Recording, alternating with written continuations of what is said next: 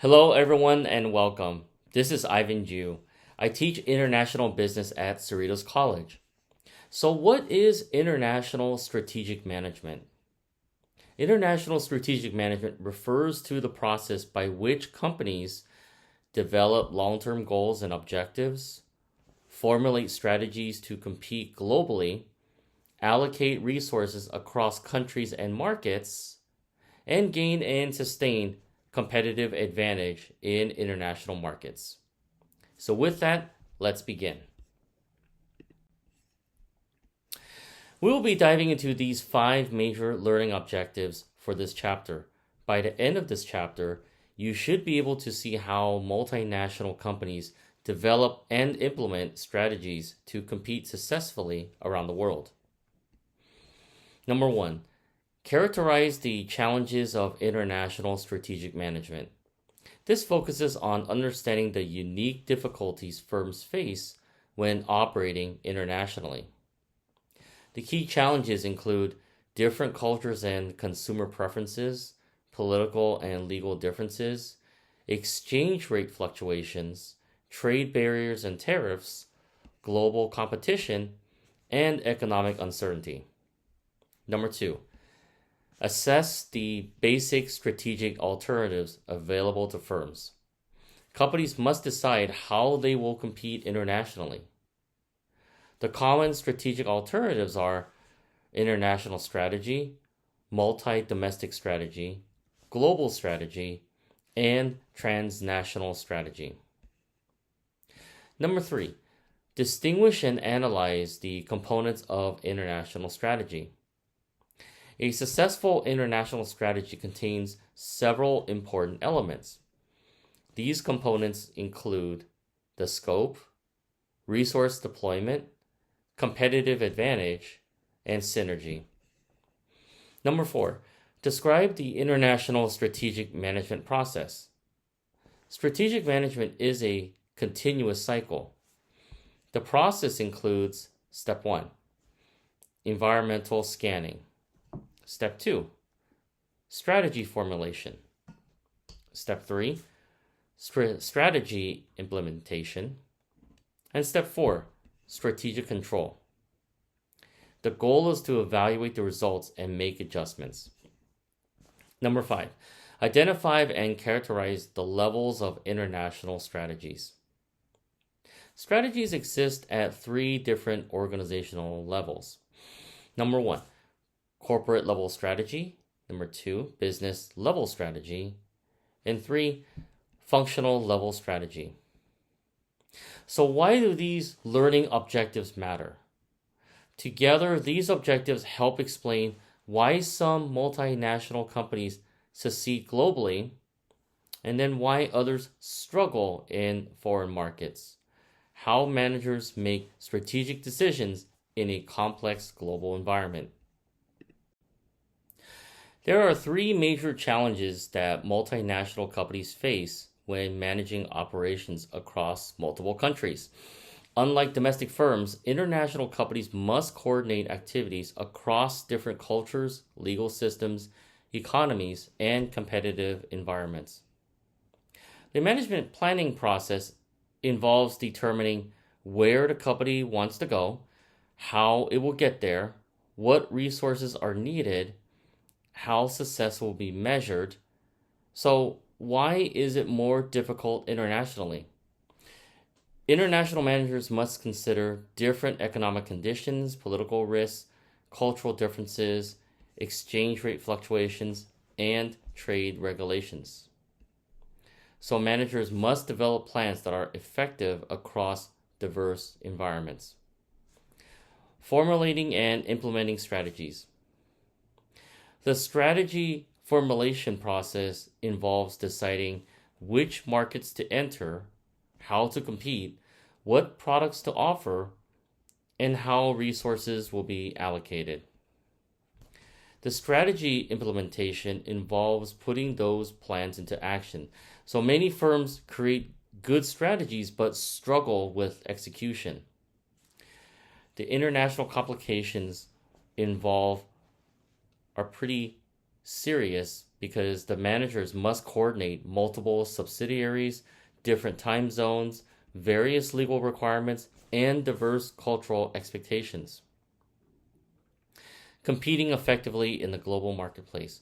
Today's companies compete against firms from all over the world.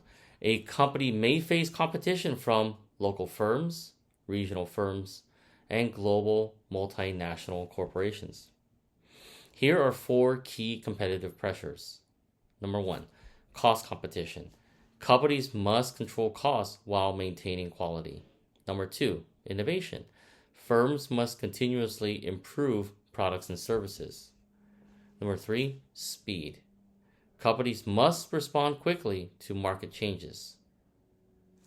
And number 4, customer preferences. Products often require adaptation to local tastes. So why do these challenges matter? International strategic management is more complex than domestic strategic management because managers must plan across multiple countries, develop strategies that fit different markets, coordinate global operations, compete with firms worldwide, and manage political, economic, and cultural risks. There are 2 important aspects of international strategic management. These 2 aspects are the fundamental questions every multinational company must answer, and the added complexities of operating across national borders. The key message is that international managers face the same strategic questions as domestic managers, but they must answer them in a much more complex global environment. Every business, whether domestic or international, must answer several fundamental strategic questions. Number 1, what products and services should we sell? Managers must determine which products customers want, which products are profitable, and whether products should be standardized or customized. Number 2, where and how should we make them? This involves production decisions.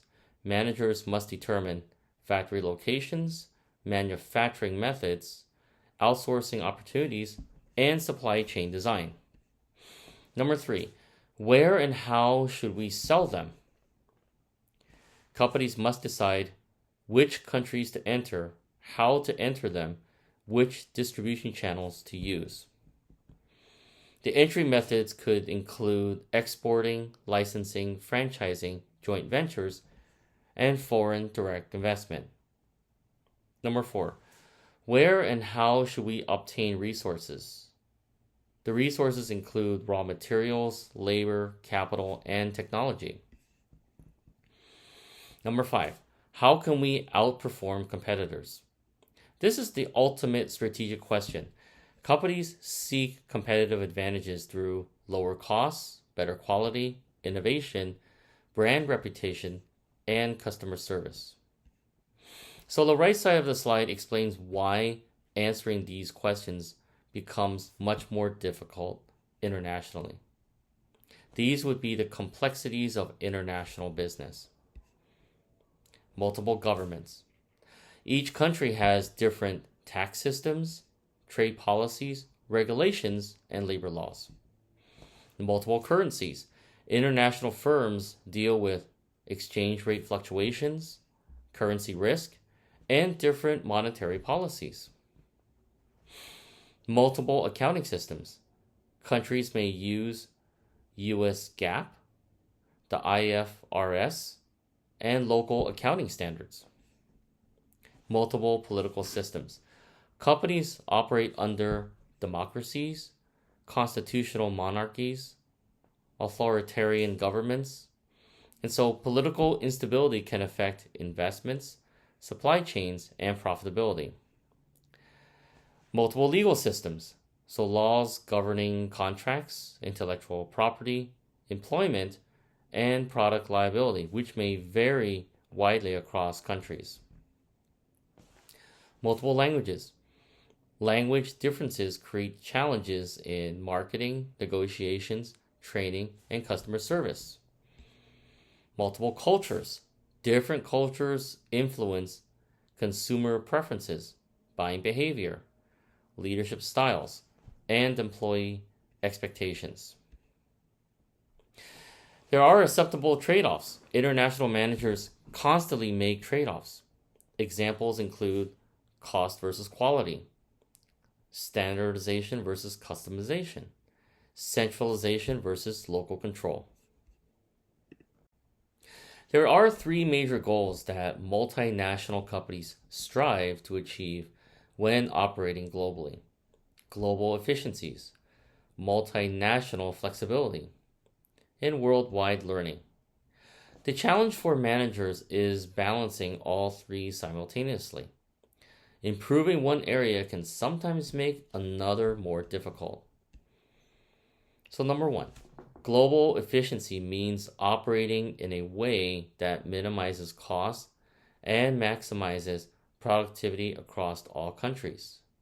Companies seek to take advantage of economies of scale, economies of scope, global sourcing, shared technologies, and standardized processes. The benefits include lower production costs, higher profitability, and greater competitiveness. The challenge, however, is that too much standardization may ignore local customer needs. Number two, multinational flexibility is the ability to respond quickly to changing conditions in different countries. Global business environments are constantly changing. Exchange rates fluctuate. Governments change regulations. Consumer preferences evolve. Economic conditions vary. The benefits are better risk management, faster response to market changes, and greater resilience. However, the challenge is that greater flexibility often increases costs and reduces standardization. Number three, worldwide learning refers to the ability to capture knowledge from one country and share it throughout the organization. Innovation can come from anywhere. The benefits include continuous improvement, faster innovation, knowledge sharing, and competitive advantage. The challenge, however, is that knowledge must be transferred effectively across languages, cultures, time zones, and organizational structures.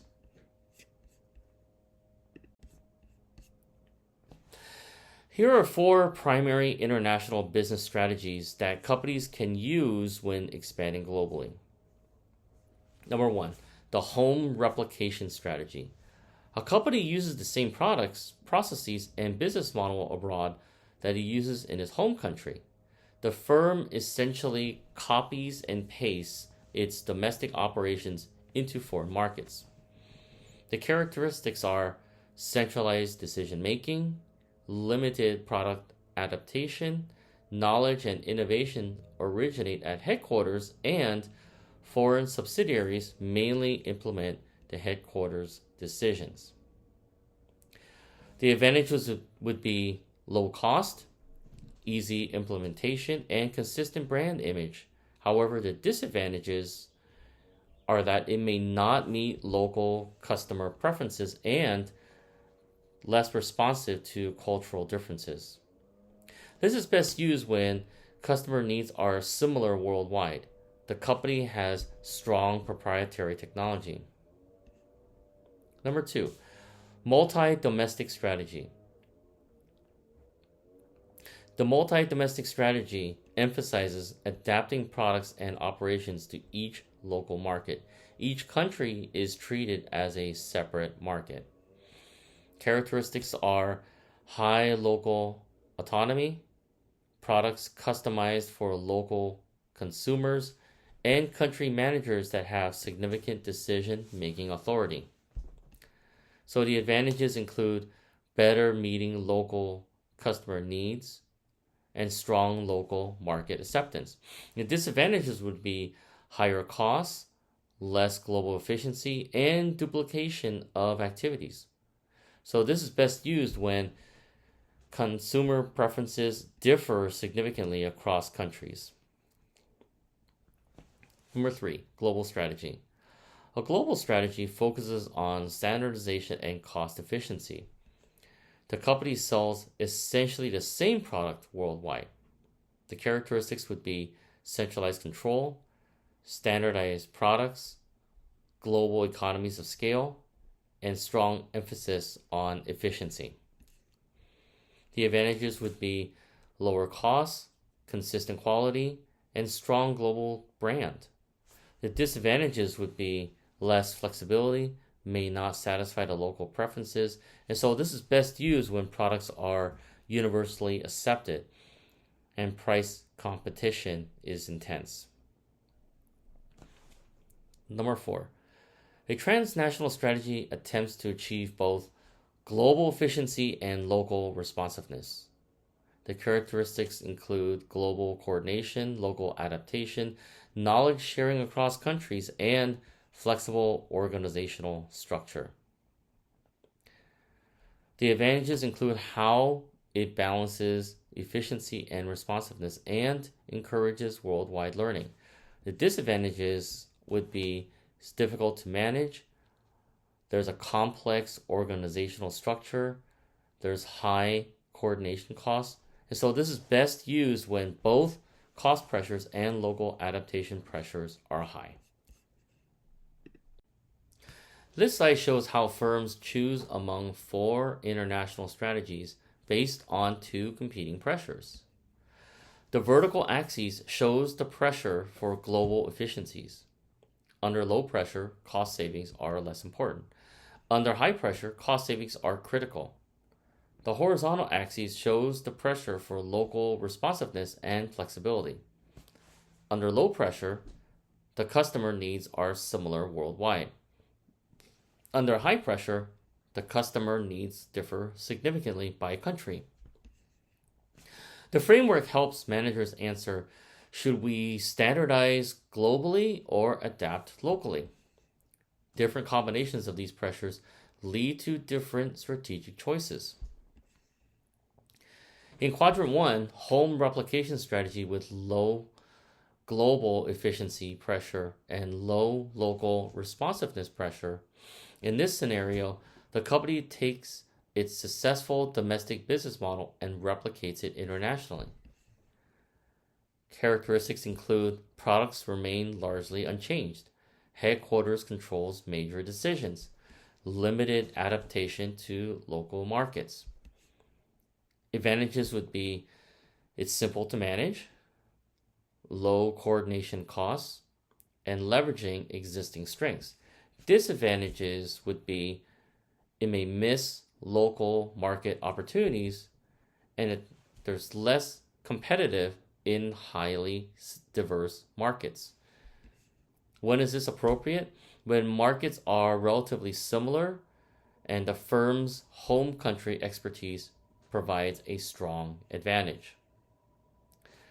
Quadrant 2, multi-domestic strategy with low global efficiency pressure but high local responsiveness pressure. In this case, the company treats each country as a separate market. The characteristics would be high local autonomy, significant product customization, and country managers make many decisions. The advantages would be better fit with local customer preferences and greater market acceptance. However, the disadvantages would be higher operating costs, duplication of resources, and less global efficiency. In Quadrant 3, global strategy with high global efficiency pressure and low local responsiveness pressure. In this case, the company views the world as one large market. The characteristics would include standardized products, centralized decision-making, and strong focus on economies of scale. The advantages would be the lowest costs, consistent product quality, and strong global brand. However, the disadvantages would be limited flexibility, and it may overlook local preferences. Quadrant 4, Transnational strategy with high global efficiency pressure and high local responsiveness pressure. This is often considered the most sophisticated and challenging strategy. The characteristics would be simultaneously seeking global efficiency along with local responsiveness and worldwide learning. The knowledge flows throughout the organization. The advantages would be global cost efficiencies, local adaptation, and worldwide knowledge sharing. However, the disadvantages would be complex organizational structure, difficult coordination, and high management demands. So this explains the 4 key components of an effective international strategy. Together, these components help multinational companies answer 4 critical questions. What are we good at? Where should we compete? Why should we allocate resources? And how can our global operations work together? A successful international strategy requires all 4 elements. Number 1, distinctive competence. The key question here is, what do we do exceptionally well, especially compared to our competitors?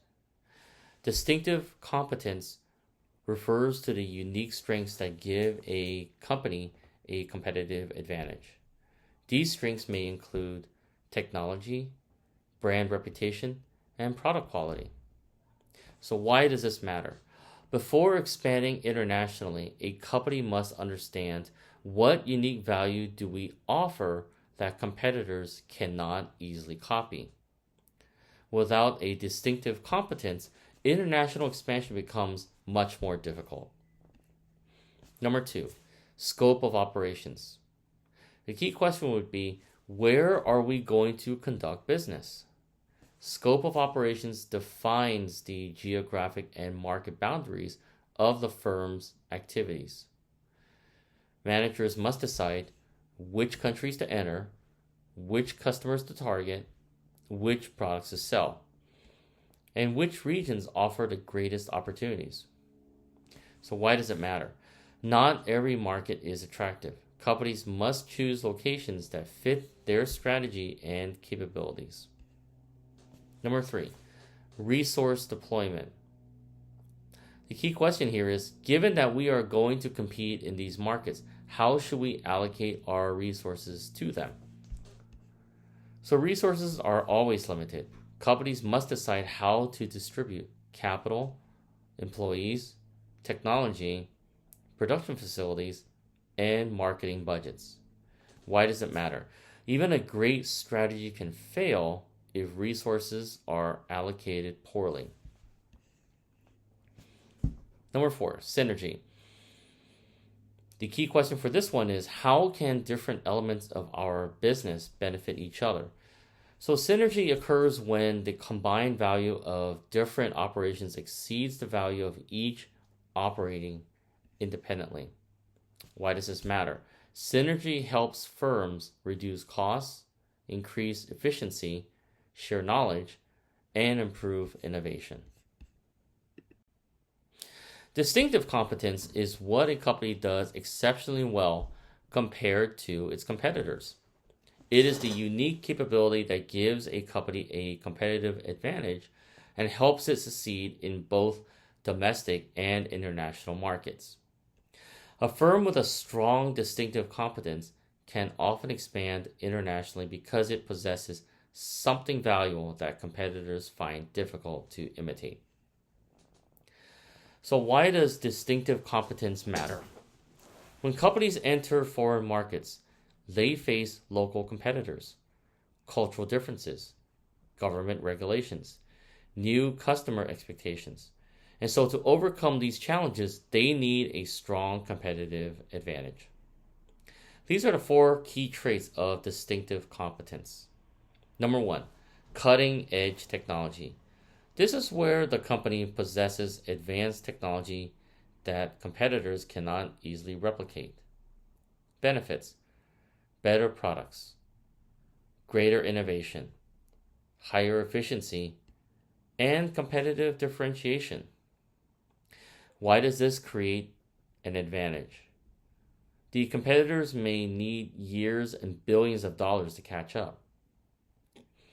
Number 2, efficient distribution networks. This is where the company can move products quickly and efficiently to customers. The benefits are faster delivery, lower logistics costs, better customer service, and wider market reach.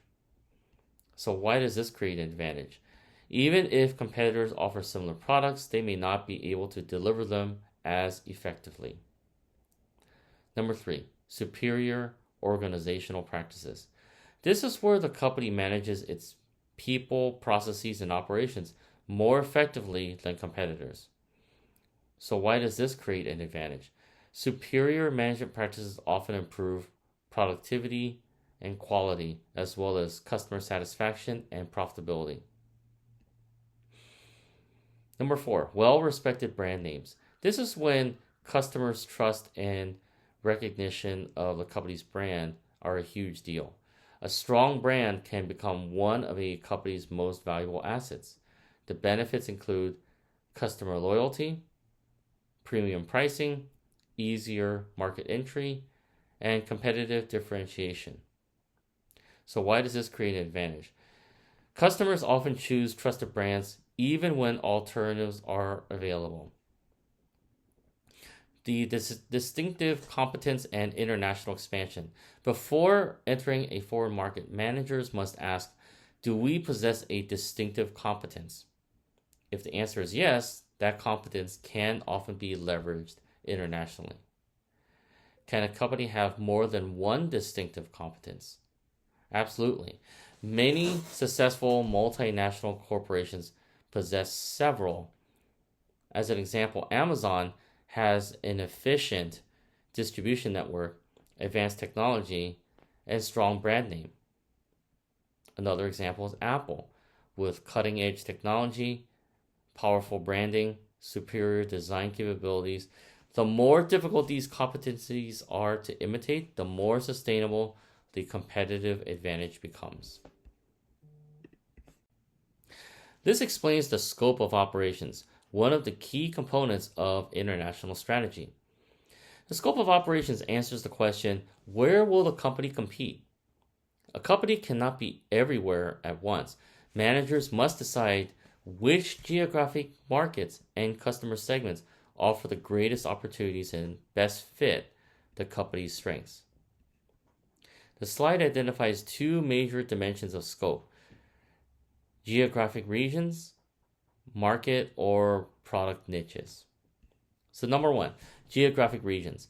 A company must decide where it wants to conduct business. This may include individual countries, regions within countries, and groups of countries.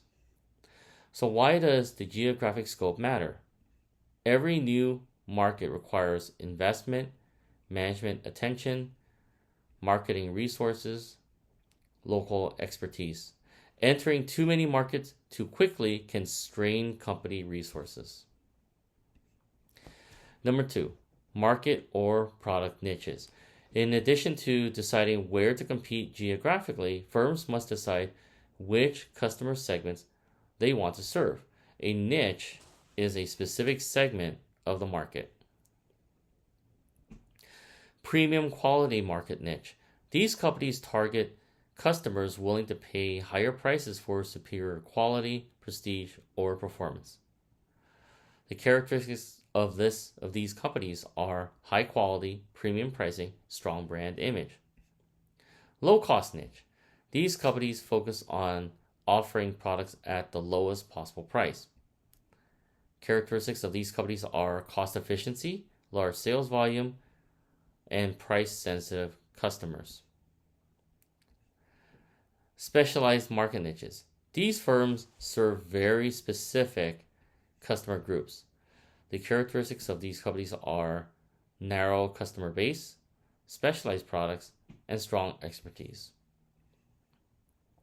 So combining the geographic scope and market scope, these companies make decisions about both dimensions simultaneously.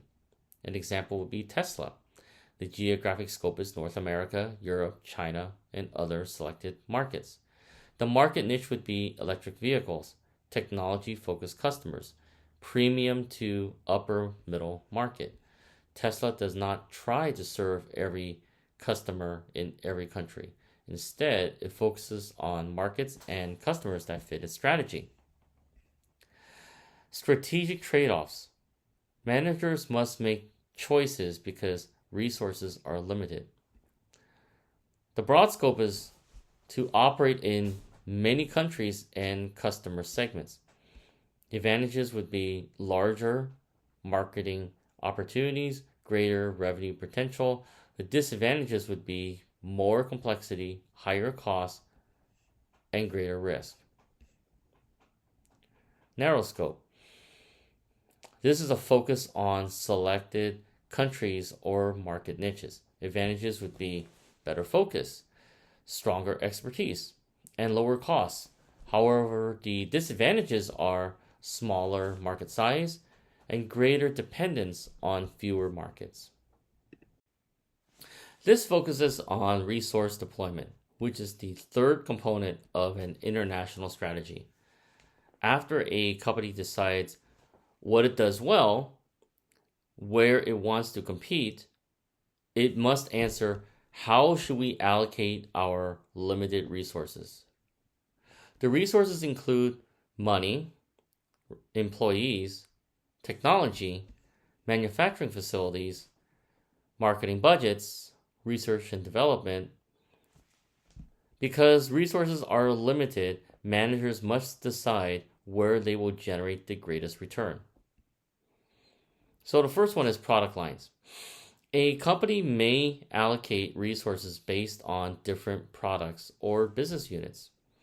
The key question would be, which products deserve the most investment? Some products may be growing rapidly, while others may be declining. The strategic decision here is that resources are often directed towards products with higher growth potential, greater profitability, and stronger competitive positions. The second is geographical lines. Resources can be allocated by geographic region. A major question here is, which countries or regions should receive the most investment? Not all markets offer the same opportunities. A strategic decision would be for managers to evaluate based on market size, growth potential, competitive intensity, and political and economic risk before allocating resources. And then the third one, combination approach. Most multinational companies allocate resources using both product lines and geographic regions simultaneously. For example, Toyota must decide on sedans, SUVs, hybrid vehicles, electric vehicles, and luxury vehicles under the Lexus banner. Then they have to decide where to market these vehicles in North America, Europe, Japan, China, and Southeast Asia. Toyota may decide to invest heavily in electric vehicles in China, focus on pickup trucks for North America, emphasize hybrids in Europe. This is a combined approach because resources are allocated based on both products and regions. So why is resource deployment important? Even the best strategy can fail if resources are allocated incorrectly. If a firm invests heavily in a shrinking market while ignoring a rapidly growing one, competitors may gain an advantage. So there's 4 particular trade-offs to consider. Strategic trade-offs. Managers constantly face difficult choices. Product trade-off. Should we invest more in existing products or new innovations? Geographic trade-off. Should we invest more in mature markets or emerging markets? And then the risk trade-off. Should we invest in safe, stable opportunities, higher risk, higher growth opportunities, There's really no perfect answer. Effective resource deployment requires a balancing risk, growth, and profitability. This introduces the concept of synergy, one of the key components of international strategy. The central idea is the whole is greater than the sum of the parts. In business, synergy occurs when different parts of an organization work together and create more value than they could independently. The combined effect creates additional value. So why is Disney a great example? So this image shows a Disney theme park, which is often used to illustrate synergy because Disney's various businesses reinforce one another. The Walt Disney Company operates movies, television networks, streaming services, theme parks, merchandise, cruise lines, and video games. Each business supports and strengthens the others. So here's a great example of Disney synergy. Imagine Disney releasing a new movie such as a popular animated film. Step 1, movie success. The movie generates ticket sales and creates popular characters. This leads to step 2, merchandise sales. Disney sells toys, clothing, books, school supplies, leading to step 3, theme park attractions. New rides and attractions are added based on a movie, leading to step 4, streaming content. The movie is now added to Disney Plus. Step 5, additional revenue. Each Disney business benefits from the same intellectual property. The total value created is far greater than if each business operated independently. That is synergy. So there's 4 types of synergy in international business. Number 1, operational synergy. Different business units share resources. The benefit is lower costs and higher efficiency. Number 2, marketing synergy.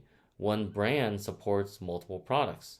The benefit is reduced marketing costs and stronger brand recognition.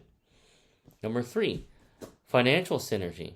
Profits from one area support growth in another. The benefit is more efficient use of capital. Number 4, knowledge synergy. Knowledge and innovations developed in one location are shared throughout the company. The benefit is faster learning and continuous improvement. International synergy. Synergy becomes even more important for multinational corporations. A good example is Toyota. Toyota benefits from synergy by sharing engineering expertise, manufacturing processes, quality control systems among facilities in Japan, United States, Europe, and China. So instead of each plant solving problems independently, all plants benefit from shared knowledge. So why does synergy matter? Synergy helps multinational companies reduce costs, improve efficiency, increase innovation, share knowledge globally, strengthen competitive advantage, and generate higher profits. This explains the international strategic management process, the systematic approach that companies use to develop, implement, and monitor their international strategies. The process consists of 2 major stages: strategy formulation and strategy implementation. So stage 1, strategy formulation. Strategy formulation is the planning phase. Managers determine where the company wants to go, how it will compete, what goals it wants to achieve. And so this stage answers, what should our strategy be? A poor strategy can lead to failure even if execution is excellent. Stage 2, strategy implementation. So strategy implementation is putting the strategy into action. This includes allocating resources, assigning responsibilities, building organizational structures, monitoring performance.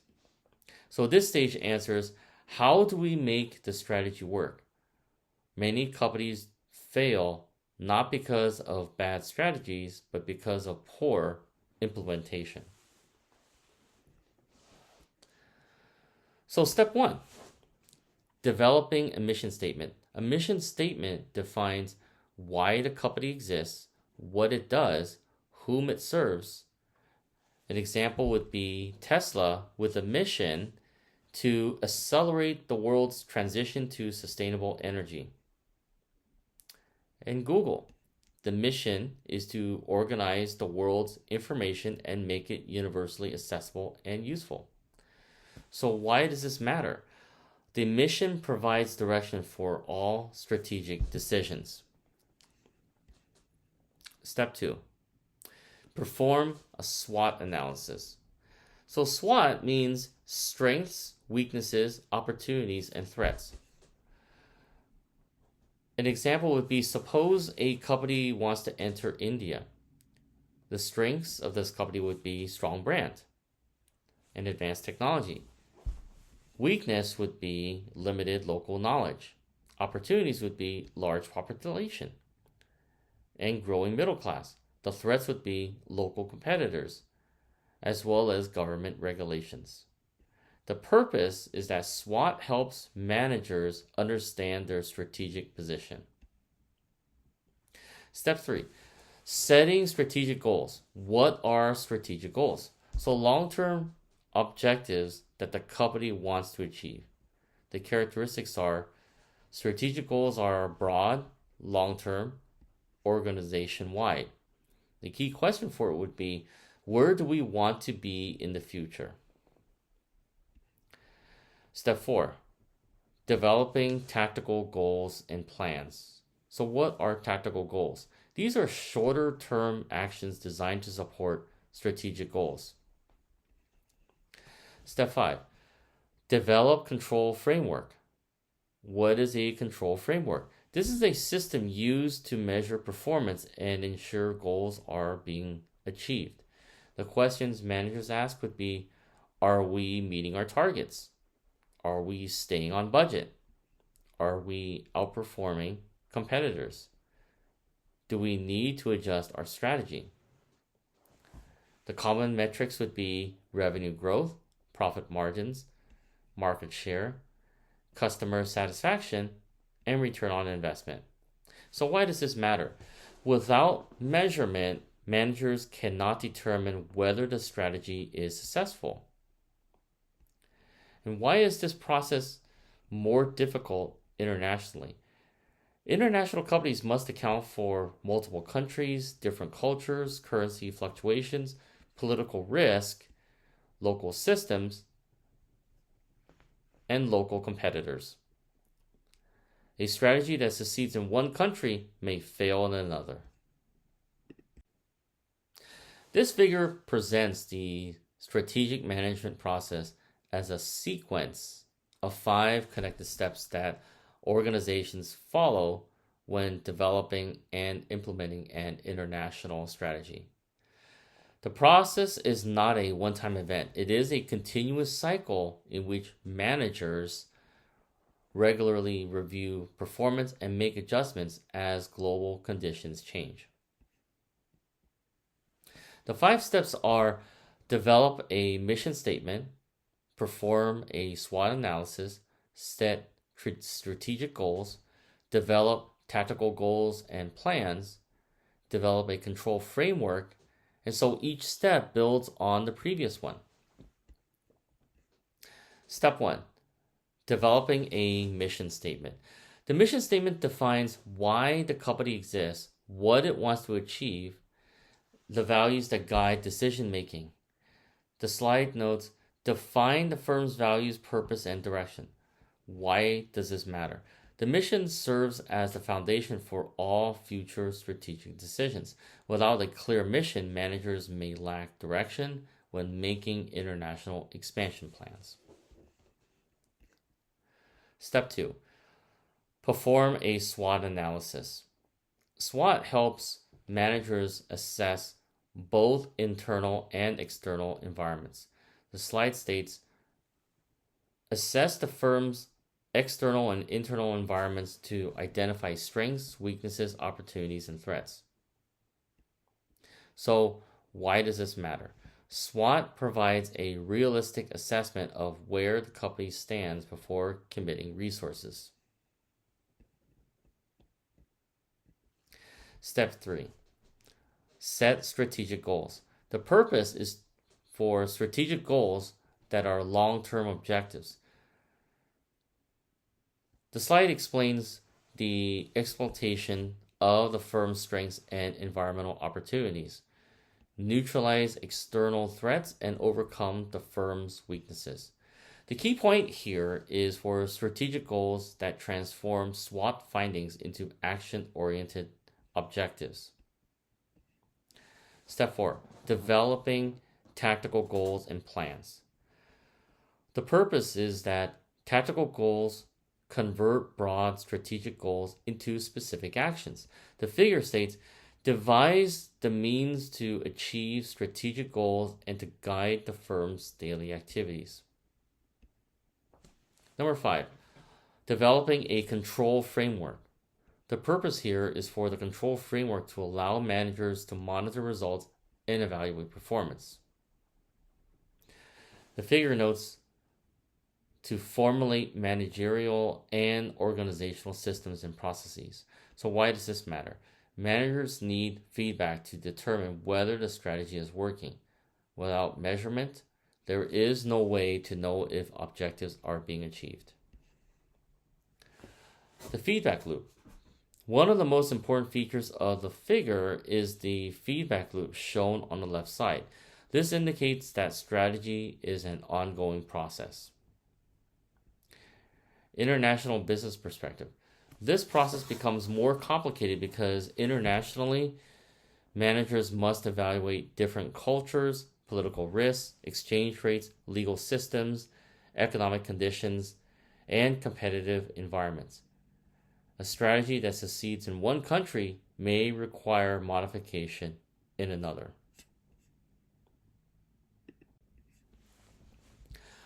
So this explains the key elements that should be included in a company's mission statement.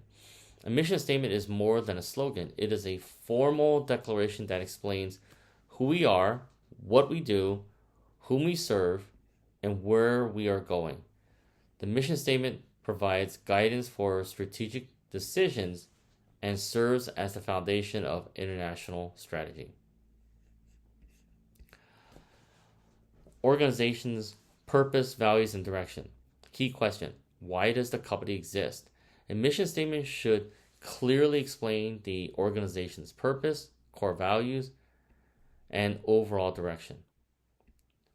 Why does it matter?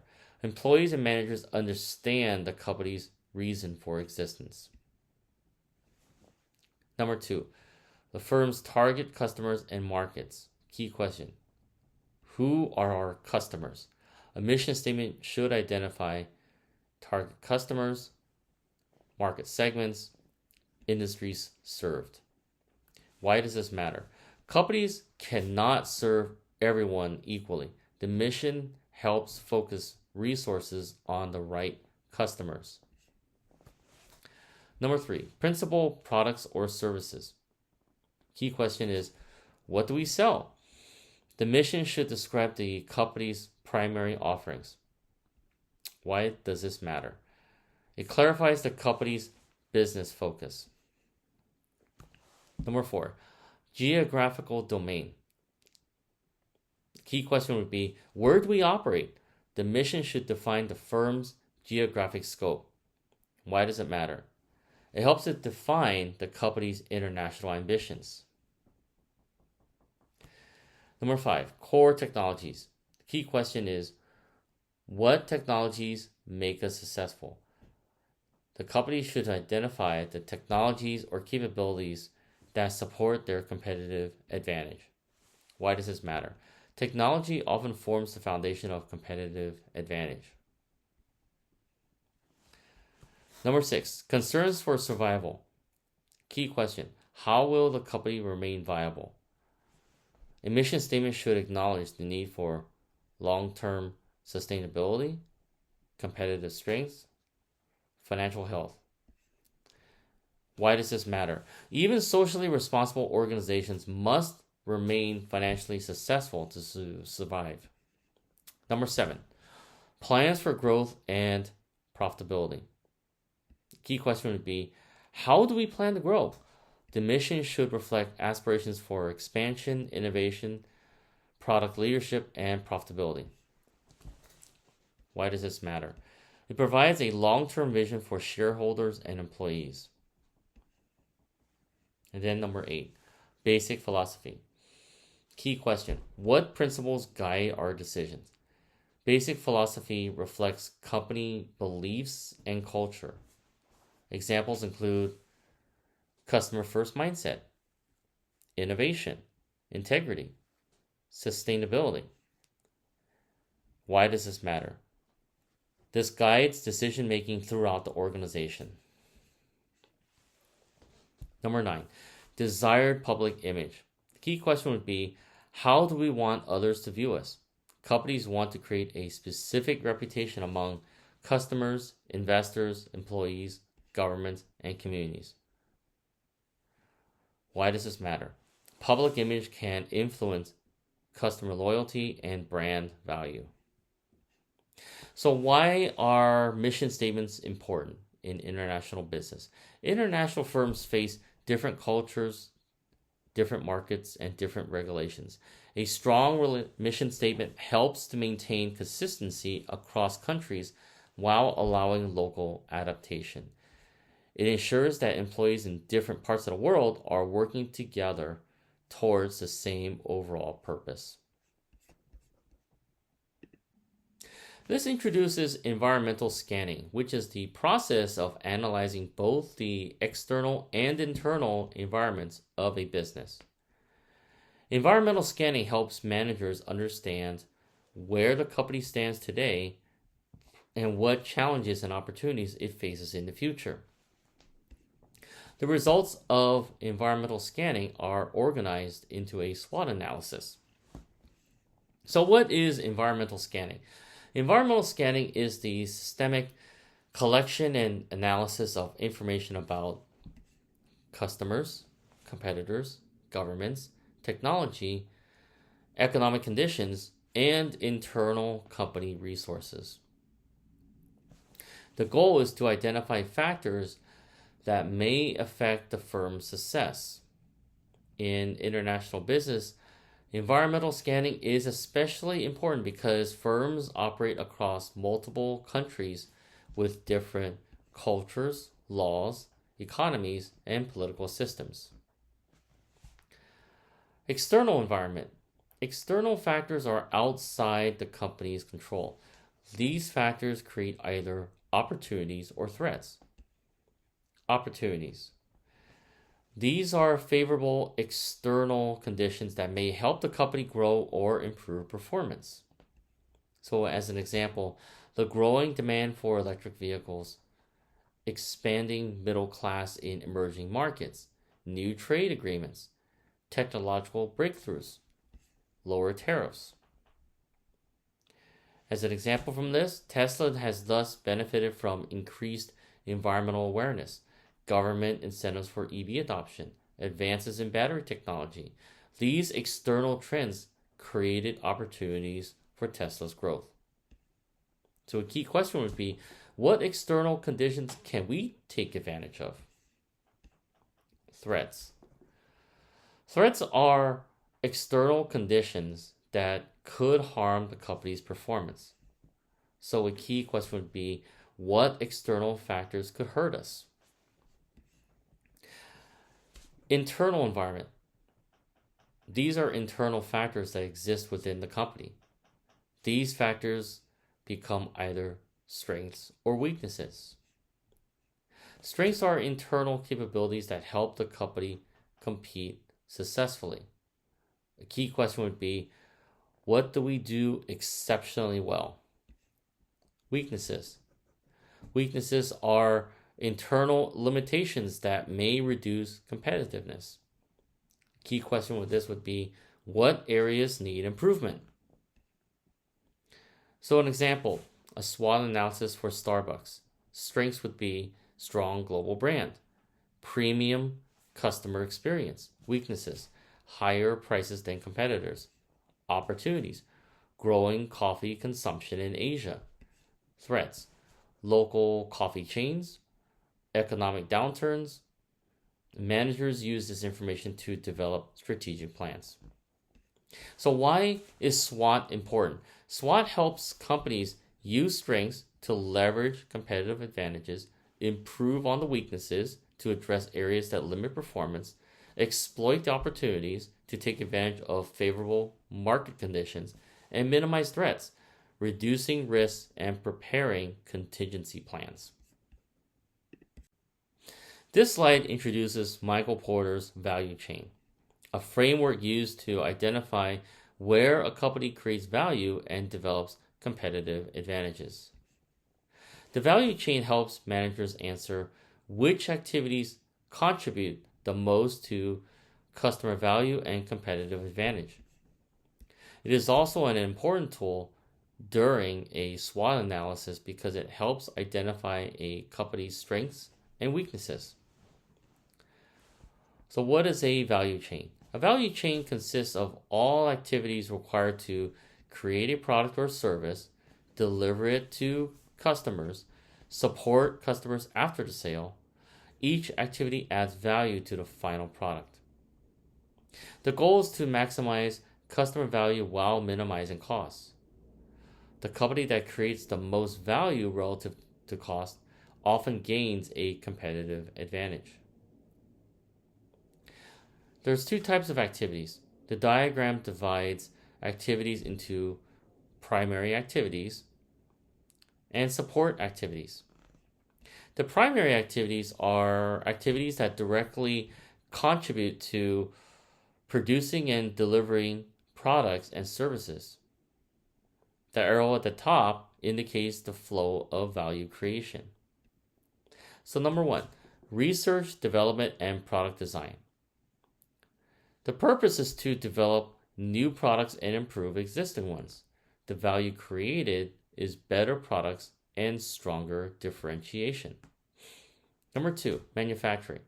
The purpose is to convert inputs into finished products.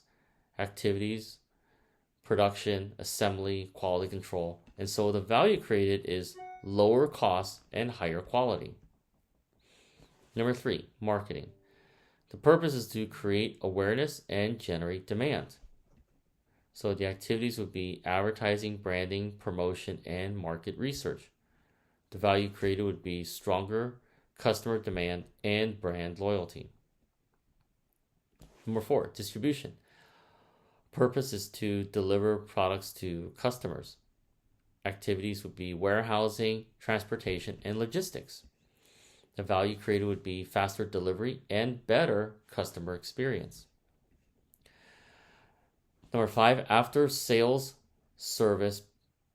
The purpose would be to support customers after purchase. Activities would be technical support. Repairs, warranty service, and customer service are part of the activities. Value creation would be higher customer satisfaction and loyalty. Support activities. This is for activities that do not directly produce the product, but they enable the primary activities to function effectively. So the organizational structure and culture. Purpose would be to provide leadership and coordination. This includes corporate governance, organizational design, and company culture. Number two, management of information systems. The purpose is to provide information and technology infrastructure. This includes ERP systems, databases, analytics, and communication systems. Human resource management. The purpose is to recruit, train, and retain employees. This includes hiring, training, compensation, and performance management. Supply chain management. Her purpose here is to manage relationships with suppliers and coordinate material flows. This includes purchasing, procurement, supplier relationships, and inventory management. So how does the value chain support SWOT analysis? Managers examine each activity to identify strengths, such as strong R&D and a powerful brand, weaknesses, which may be high production costs and poor logistics. And so the international business example of this would be Toyota. Primary activities would be R&D, hybrid and electric vehicle development, manufacturing, which includes lean production systems, marketing, that has global brand recognition, distribution, worldwide dealer network, after sales support, strong service reputation, and support activities would be the culture, such as Kaizen, which is continuous improvement. Its HR is very strong in terms of employee training programs, supply chain, long-term supplier relationships, information systems, integrated global operations. Together, all of these activities create Toyota's competitive advantage. So why does this matter internationally? Multinational firms must decide which activities should be centralized, which activities should be performed locally. Where can costs be reduced? Where can value be increased? So as an example, a company may conduct R&D in the United States, manufacture the product in Vietnam, market products globally, provide customer service locally. This international allocation of activities can improve efficiency and competitiveness. So this explains the purpose and characteristics of strategic goals in the strategic management process. After a company develops its mission statement, performs a SWOT analysis, it must establish strategic goals that define what it wants to achieve in the future. So what are strategic goals? Strategic goals are major objectives that a firm wants to accomplish over a specified period of time. They provide direction for the organization and serve as a bridge between the company's mission and its daily operations. Characteristics of effective strategic goals. The slide identifies 3 key characteristics. Number 1 is measurable. A goal should be quantifiable. Managers must be able to determine, have we achieved this goal? A poor goal would be increase international sales. A better goal would be increase international sales by 15% within 2 years. The second goal can be measured and evaluated. Number 2, feasibility. Goals must be realistic and achievable. A goal that is impossible to achieve can demotivate employees, waste resources, and reduce credibility. Time limited. Every strategic goal should include a deadline. Without a time frame, it is difficult to monitor progress, prioritize actions, and hold managers accountable. So examples of strategic goals. Number 1, Starbucks. Strategic goal would be to increase store count in Asia by 25% within 5 years. Measurable, 25% increase. Feasible, based on market growth. Time limited, 5 years. Example 2, Toyota. Strategic goal would be to increase global electric vehicle sales to 3 million units annually by 2030. Measurable, the sales volume. Feasible, based on resources and market demand. Time limited by 2030. And then example 3, Amazon. A strategic goal would be expanding cloud computing market share by 10% over the next 3 years. So why do strategic goals matter? Strategic goals help organizations provide direction so everyone understands what the company is trying to achieve, guide resource allocation so managers can determine where to invest money, personnel, and technology, measure performance, which are goals that create benchmarks for evaluating success, and improve coordination. so different departments can align their efforts towards common objectives. The key takeaway here is that strategic goals are the major objectives a company wants to achieve. Effective strategic goals should be measurable, feasible, and time limited. These goals translate a company's mission and SWOT analysis into concrete targets that guide international business strategy and organizational performance.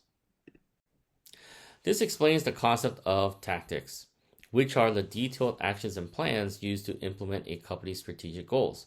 A useful way to think about it is strategy equals what we want to achieve, and tactics, which is how we will achieve it. So the relationship between strategy and tactics. Strategic goal is broad and organization-wide. A tactical plan helps to explain exactly how the company will reach that goal. So number one, specific tactical goals and plans. Tactics are concrete, detailed, and action-oriented. Unlike strategic goals, tactics answer questions such as who will do it? What resources are needed?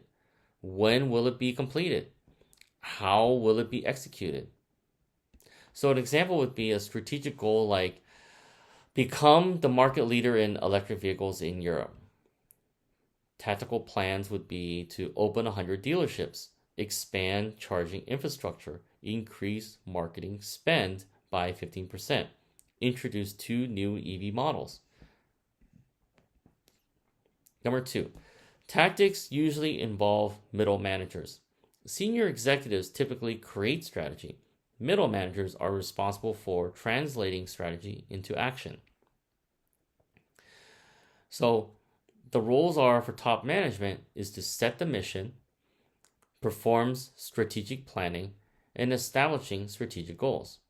Middle management would develop the tactical plans, allocate departmental resources, and coordinating implementation.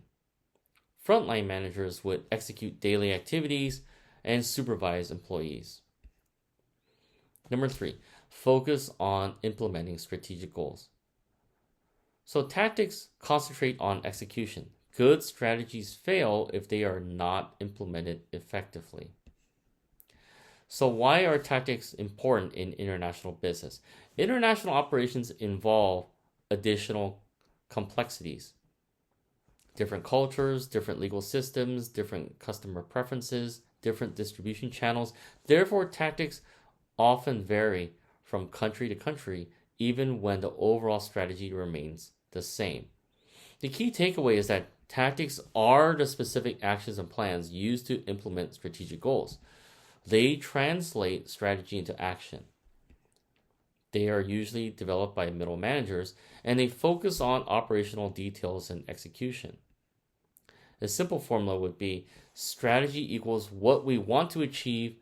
Tactics are how we will achieve it. Successful companies combine strong strategic goals when effective tactical execution to achieve long-term competitive advantages. This introduces the final step in the strategic management process, the control framework. The slide presents a simple formula.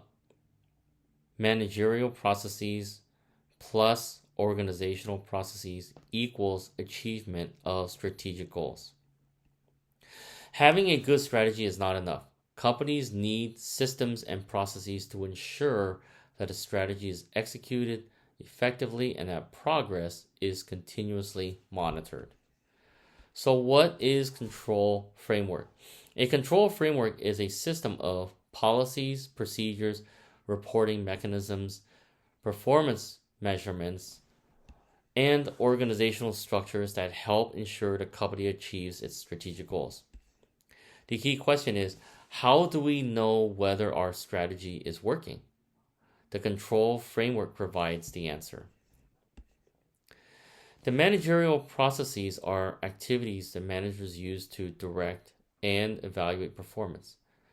The examples include planning, budgeting, performance reviews, goal setting, decision making, and monitoring results. As an example, a manager may review monthly sales reports to determine whether a division is meeting its targets. If performance falls short, corrective actions may be taken. An international example may be a multinational company may monitor sales growth in Europe, profitability in Asia, market share in North America. Managers use this information to make adjustments. Organizational processes are the systems and structures that support employees in achieving company goals. Examples include organizational structure, communication systems, information systems, training programs, and standard operating procedures. So as an example, a company may establish regional headquarters, reporting relationships, employee training programs to support the international operations. So why are both needed? A company needs both managerial and organizational processes. So let's give several scenarios. Scenario 1, strong managers and weak systems. The managers know what to do, but poor communication, weak reporting systems, lack of coordination can prevent success. Scenario 2, strong systems, weak management. Excellent systems exist, but poor leadership, weak decision making, lack of accountability can still cause failure. So successful companies combine effective management and effective organizational systems to achieve strategic goals. Here's a great case example, Toyota. Toyota uses a strong control framework through managerial processes. This would be continuous performance monitoring, cost control, quality measurement. In the organizational process, Toyota's production system also allows for employee training, standardized procedures. Together, these processes help Toyota maintain high quality and efficiency worldwide. The international business challenges, in a sense, have control frameworks that become more complex when companies operate globally. The managers must monitor multiple currencies, different legal systems, cultural differences, different reporting requirements, time zone differences. So as an example, a US-based company may need separate reporting systems for Europe, Asia, Latin America, while still maintaining global consistency. This shows that strategy in a multinational corporation operates at 3 different levels: corporate strategy, business strategy, and functional strategy. Think of it as a hierarchy. Corporate strategy leads to business strategy, which leads to functional strategies. Each level supports the level above it. Corporate strategy. The key question is, what businesses should the company operate in? Corporate strategy is developed by top executives and focuses on the overall direction of the company. The slide shows 3 corporate strategy options. A, single business strategy. The company focuses on one primary business. As an example, McDonald's, that focuses on the restaurant business. Advantages are strong expertise, clear focus, and operational efficiency. Disadvantages are higher risk if the industry declines. B, related diversification. The company expands into businesses related to its core activities. Example, Sony. Sony operates in electronics, gaming, and entertainment. These businesses are related and share technology and customer bases. The advantages are synergies, shared resources, and lower risk than a single business. C, unrelated diversification. The company operates in completely different industries. Example would be Berkshire Hathaway, which owns businesses in insurance, railroads, energy, and retail. The advantages are risk diversification. The disadvantage, though, is more difficult to manage. Number 2, business strategy. The key question here is, How will we compete in each business? So at this level, managers determine how to gain competitive advantage. The slide identifies 3 classic business strategies from Michael Porter. A. Differentiation strategy. Compete by being unique. So examples would be Apple Computer. This differentiates through design, innovation, brand image. The goal is for customers who are willing to pay premium prices. B. Cost leadership strategy. This competes by offering the lowest cost. Examples are Walmart, which focuses on efficient operations, large-scale purchasing, low prices. The goal is to become the industry's low-cost producer. Focus strategy. This is to target a specific market segment. Example would be luxury automobile manufacturers such as Ferrari, which focuses on high-income consumers. Specialty markets. The goal is to serve a niche market better than competitors. 3. Functional strategies. The key question here is, how can each department support the business strategy? Functional strategies are developed by department managers. The slide identifies several key functions. Finance. The responsibilities would be capital budgeting, cash management, and investment decisions. Marketing. Responsibilities would be branding, advertising, and customer research. Operations. The responsibilities would be production, supply chain, and quality control. Human resource management. Responsibilities are recruiting, training, and compensation. Research and development. Responsibilities are innovation, product development, and technology advancement. Case example again is Toyota. The corporate strategy is to focus primarily on transportation and mobility related businesses. The business strategy is differentiation through quality and reliability as well as innovation. Functional strategies are finance, to manage global investments. The marketing is to build a strong global brand. Operations would be using the Toyota production system. HR is to train employees in Kaizen principles. R&D, develop hybrid and electric vehicles. All 3 levels work together for Toyota. So why does this matter?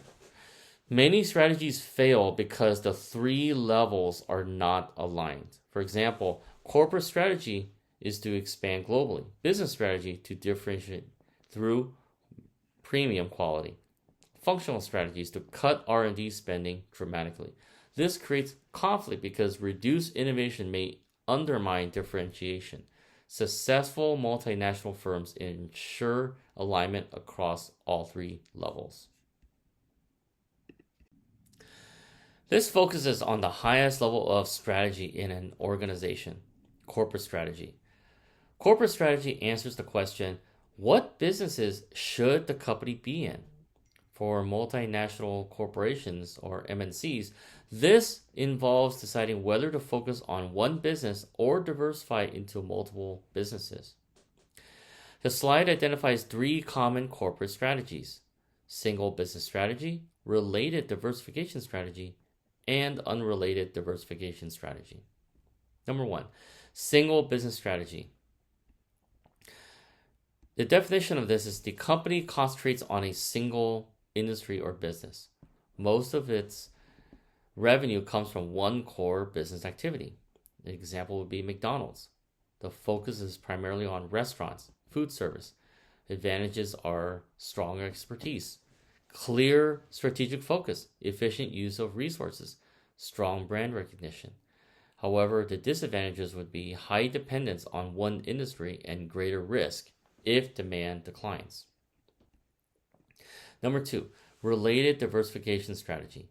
The definition would be the company expands into businesses that are related to its core business. The businesses share technology, customers, distribution channels, manufacturing capabilities, and brand names. So as an example, Sony operates in consumer electronics, gaming, and entertainment. These businesses are related and support one another. Advantages are synergies between businesses, shared resources, reduced risk compared to a single business strategy, as well as opportunities for cross-selling. Number 3, unrelated diversification strategy. In this case, the company operates in businesses that have little or no connection to each other. The goal is often risk reduction and investment diversification. So, as an example, Berkshire Hathaway owns businesses in insurance, railroads, energy, manufacturing, and retail. These industries are largely unrelated. Advantages are reducing dependence on one industry, diversifies risk, and provides multiple income resources. However, the disadvantages are the difficulty to manage the companies, few operational synergies, management may lack expertise across all industries. So why does corporate strategy matter? Corporate strategy determines where the company invests, how resources are allocated, and whether the company depends on one business or several, how the company expands over time.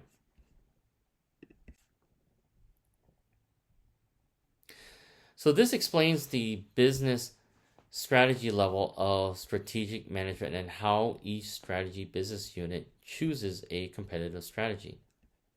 Remember, corporate strategy decides what businesses the company will be in. Business strategy decides how each business will compete. So what is a strategic business unit, or SBU? An SBU is a division, product line, or business unit that has its own customers, has its own competitors, has its own objectives. It can also develop its own strategy. The relationship to corporate strategy is shown on the top of the slide. This shows the related diversification and unrelated diversification. These are corporate level decisions. Once the corporation creates multiple businesses, each business becomes an SBU and must decide how it will compete. 3 business strategy choices. The slide also shows 3 classic competitive strategies developed by Michael Porter. Number 1, differentiation strategy. The goal here is to compete by being unique. The company offers products or services that customers perceive as different and superior. The sources of differentiation would include quality, innovation, technology, brand image, customer service, design. As an example, Apple differentiates through innovative design, ecosystem integration, premium brand image. And so customers are willing to pay higher prices. Advantages are strong customer loyalty, premium pricing, and reduced price competition. The risks are higher costs, and competitors may imitate the features. Number 2, overall cost leadership strategy. The goal is to become the industry's lowest cost producer. The company seeks to produce and develop products at lower costs than competitors. How is this done? Economies of scale, efficient operations, automation, and supply chain optimization. As an example, Walmart competes primarily through lower prices, efficient logistics, and massive purchasing power. The advantages are price-sensitive customers, higher market share, and strong competitive position. But the risks are thin profit margins and cost increases can hurt productivity. Number 3 is focus strategy. The goal is to serve a specific market segment better than competitors. So instead of targeting the entire market, the company focuses on a niche. Types of focus. The cost focus. This would serve a niche market at low cost. Differentiation focus. Serving a niche market with specialized products. So example would be Ferrari, which focuses on luxury sports cars. High income consumers, rather than competing with mass market automakers. Advantages are strong customer relationships and less direct competition, but the risks are limited market size and a niche demand may decline. Here's an international business example. So imagine Toyota enters a new country. At the corporate level, and decision making would be to expand internationally. At the business level, Toyota must choose how to compete. Differentiation is to compete on quality and reliability, as well as hybrid technology. The cost leadership, this would compete on lower prices, efficient manufacturing. A focus target would be luxury buyers, fleet customers, EV consumers. Toyota primarily uses differentiation. So why does SBU matter? Different SBUs within the same corporation may use different strategies. A good example would be Sony with the PlayStation division. The differentiation, exclusive games, superior gaming experience. But the consumer electronics division may emphasize both differentiation and cost efficiency. Each SBU focuses and chooses the strategy best suited to its market. This summarizes the 3 fundamental business strategies that companies can use to achieve a competitive advantage in their industry. At the business level, managers answer, how can we compete successfully against our rivals? According to Michael Porter, firms generally choose one of 3 approaches: differentiation, cost leadership, and focus strategy.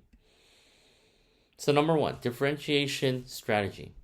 Goal is to offer products or services that customers perceive as unique and valuable. The company competes by being different rather than cheaper.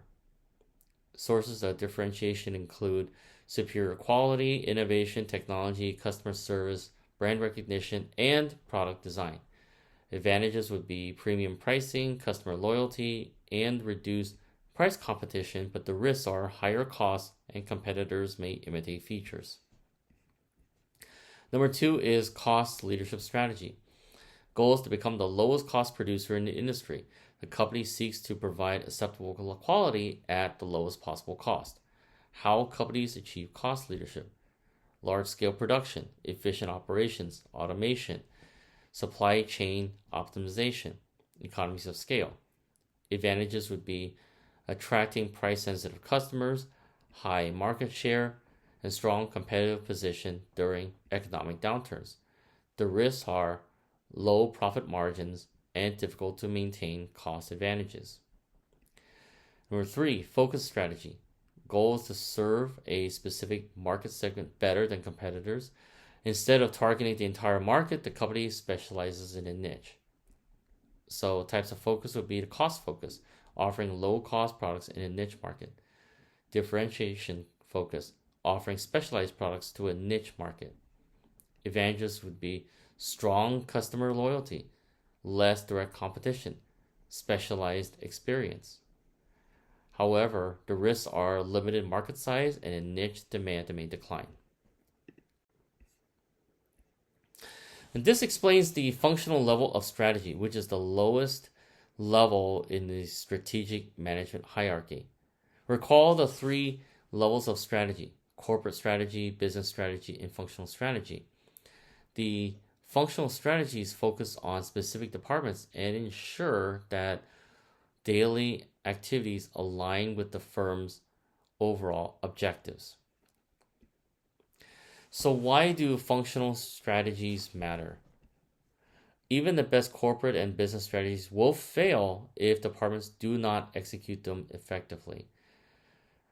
So example, in the business strategy, the key is to differentiate through innovation and superior quality. For functional support, finance funds R&D projects. Operations maintains high quality standards. HR recruits skilled engineers. R&D develops innovative products. All functions must work together. Number 1, international financial strategy. Purpose is to manage the company's financial resources across multiple countries. The key responsibilities are capital budgeting, foreign investment decisions, currency risk management, international tax planning, and cash flow management. International challenges would be exchange rate fluctuations, different tax systems, repatriation of profits, and financing foreign subsidiaries. International operations strategy. The purpose here is to determine how products and services will be produced and delivered globally. The key responsibilities are manufacturing location decisions, supply chain management, quality control, logistics, and inventory management. The key questions are: where should production occur? Which suppliers should be used? How can costs be minimized? International challenges would be supply chain disruptions, transportation costs, trade barriers, and quality consistency. Number 3, international human resource. The strategy and purpose would be to manage employees across different countries and cultures. Key responsibilities are recruiting, training, compensation, performance evaluation, and international assignments. The key questions would be: should managers be local or expatriates? How should employees be compensated? How can cultural differences be managed? The international challenges would include cultural differences, labor laws, language barriers, and leadership styles. Okay, so now we've finally come to the review questions of this chapter. Number 1, what is international strategic management? International strategic management is the process of developing, implementing, and evaluating strategies that enable a company to compete effectively in international markets. It involves setting organizational goals, analyzing the global environment, choosing the competitive strategies, allocating resources, and monitoring performance. The key challenge is that international strategic management is more complex than domestic strategic management because firms must deal with different cultures, different political systems, legal systems, exchange rates, and competitive conditions. Number 2, what are the 4 basic philosophies that guide strategic management in most MNCs? These are the 4 international strategic alternatives discussed earlier. Home replication strategy. This is where a company transfers products and competencies developed at home into foreign markets. Number 2, multi-domestic strategy. Each country is treated as a separate market. Products and operations are customized locally. Number 3, global strategy. The world is viewed as a single market. Products are highly standardized. Number 4, transnational strategy. This combines global efficiency with local responsiveness. This seeks both standardization and adaptation. Number 3, how do international strategy formulation and international strategy implementation differ? The strategy formulation answers, what should we do? It involves developing a mission, performing SWOT analysis, setting goals, and choosing strategies. The strategy implementation answers, how will we do it? It involves allocating resources, developing tactical plans, organizing employees, executing strategy. Number 4, what are the steps in international strategy formulation? Are these likely to vary among firms? Here are the steps. Step 1, develop a mission statement. Step 2, perform a SWOT analysis. Step 3, set strategic goals. Number 4, develop tactical goals and plans. Step 5, develop a control framework. Do these steps vary among firms? Generally, no. Most companies follow a similar process. However, differences may occur in industry, company size, organizational culture, and international experience. Number 5, identify the 4 components of an international strategy. These 4 are distinctive competence.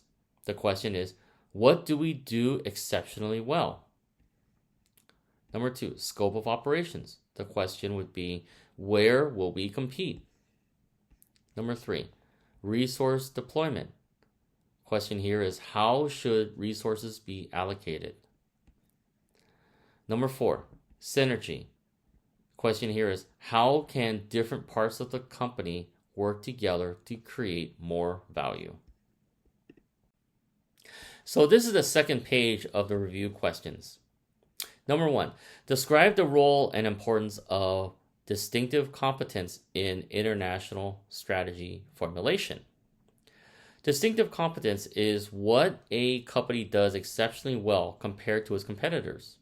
It is the firm's unique source of competitive advantage. Why is it important? A firm's international strategy should be built around its strengths. The key point is a company should expand internationally only if it can leverage its distinctive competencies abroad. Number 2, what are the 3 levels of international strategy? International strategy exists at 3 levels. A, corporate strategy. This answers what businesses should we be in. B, business strategy. This answers how should we compete in a specific industry. The 3 common approaches would be differentiation, cost leadership, and focus. C, functional strategy. This answers how should each department support the business strategy. Number 3, why is it important to distinguish among the levels? So each level focuses on a different decision. Corporate strategy decides on the overall direction, as well as the portfolio of businesses. Business strategy. This helps to decide how to compete. Functional strategy. This helps to decide how departments support competition. Number 4, identify and distinguish among 3 common approaches to corporate strategy. So number 1, single business strategy. The company concentrates on one business. Advantages would be specialization and strong expertise. The risk would be dependence on one market. Number 2, related diversification strategy. The company expands into businesses related to its current operations. Advantage would be creating synergy. Number 3, unrelated diversification strategy. The company owns businesses that have little connection. Advantage would be risk spreading. Disadvantage would be less synergy. Number 5, identify and distinguish among 3 common approaches to business strategy. These are often called the Porter's generic strategies. A, differentiation strategy. The goal is to be unique. Compete through quality, innovation, brand, image, and customer service. B, cost leadership strategy. The goal would be the lowest cost producer, and this is to compete through efficiency, economies of scale, and cost control. Focus strategy. The goal would be to serve a specific market niche. Compete by targeting particular customers, geographic areas, or specialized products. Number 6, what are the basic types of functional strategies most firms use? Could some firms have different functional strategies? So the common functional strategies are most firms develop strategies in finance, operations, human resources, research and development, and marketing. Can firms have different functional strategies? Yes. Different industries require different functions. So example, a technology company may have a strong emphasis on R&D. A retail company may have a strong emphasis on logistics. A consulting firm has strong emphasis on talent management and knowledge sharing. And so now we've come to the end of this lecture. Thank you, everyone. I hope you all have found this to be useful. Please be sure to reach out to me if you have any questions. Take care, and I'll see you on the next video. Goodbye for now.